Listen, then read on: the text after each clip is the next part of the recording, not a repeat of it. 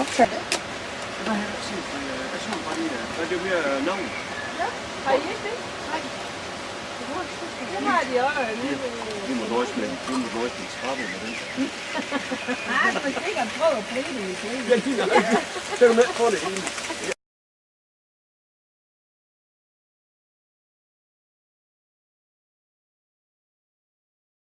Det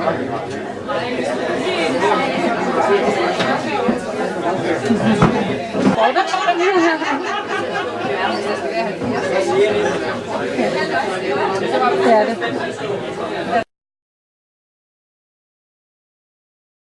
På fastandelskabs vegne, så vil jeg gerne byde rigtig hjertelig velkommen. Første del, det er så advokat Lotte Blidal fra Hvidebæk. Velkommen til dig og dine sekretærer, der assisterer på forskellige måder. Lotte Blidal er advokat i Hvidebæk, og der skal så også siges, at hun er medindehaver af firmaet Johansen og Blidal, og har været advokat siden 98. Ja. Så blev du advokat på rigtigt. Ja. Ja. Og ellers var møderet for landsret og så videre, men det må du selv gerne fortælle en del om. Og hvis I bliver for nævnyttige, så kan Blot altså også gå fra sig, fordi hun går blandt andet i sin fritid går til kickboxing, så I kan sikkert bare komme an her. Men velkommen til jer. Tak for det. Vi håber, vi får en god del af orientering fra jeres side omkring. Og det er netop om det nye arvelov, begrundelsesregler og testamentelighed. Og så prøver vi bagefter på at samle lidt op på de tips og idéer, og dem vil vi så også lægge ud i løbet af nogle dage ud på vores hjemmeside. Så kan I gå derind, hvis der er noget, I synes, I skulle lige have frisket op på.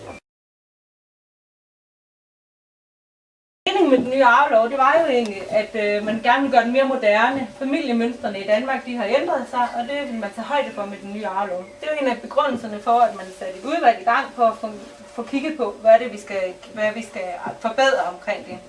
En af de ting, man nåede frem til, man gerne forbedre, det var ægtefællernes retsstilling.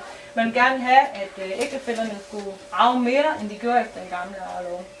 En tredje ting, det var, at man siger, at vi ville også have nye regler omkring tvangsarven. Den skulle begrænse, det skulle være sådan, at de folk, der har en formue, alle jer, der sidder her, og ikke ved, hvad der jeres penge, at det er selvfølgelig jer, der skal bestemme, hvad skal der ske. Der skal ikke være nogle regler, som siger, at de absolut skal arve. Vi prøver på at begrænse tvangsarvereglerne, så det er den, der har en formue, der får lov til at bestemme mest muligt. Den sidste ting, man ville med det også, det var, at man prøver at gøre generationsskiftet for erhvervslivet meget nemmere. Jeg, som har landbrugsejendomme, er der jo nogen, der har det, fordi så ikke bruge det som et eksempel hele tiden. Der er nogen, der har det godt. Jeg, der har landbrugsejendomme, for eksempel, de ved udmærket godt, at vi investerer mange millioner i sådan noget her, så de bliver så en, der stiller træskoene, og så står der en hel masse arvinger, og de skal bare alle sammen have del i det her. Nu har man en mulighed for at begrænse børns arv til 1 million.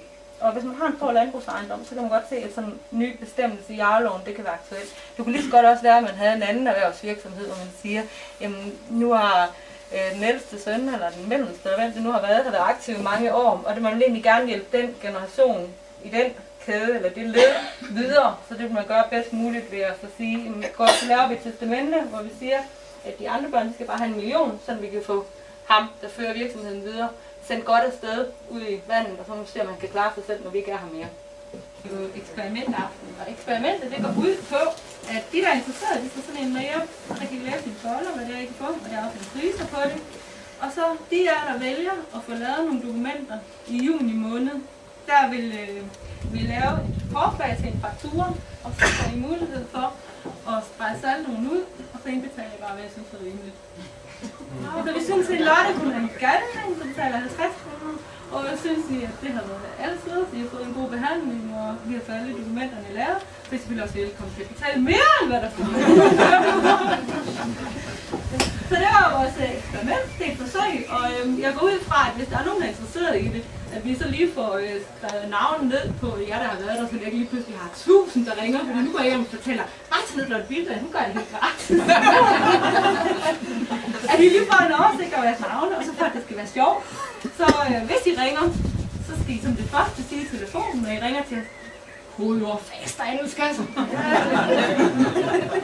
Og hvis I siger kodeord fasteejendelskasse, så vil vi pling med vores sekretær herhen lige sætte hele det her projekt i gang. Og så kører den forhåbentlig på skinner. Og hvis den ikke gør, så er det her første og sidste gang.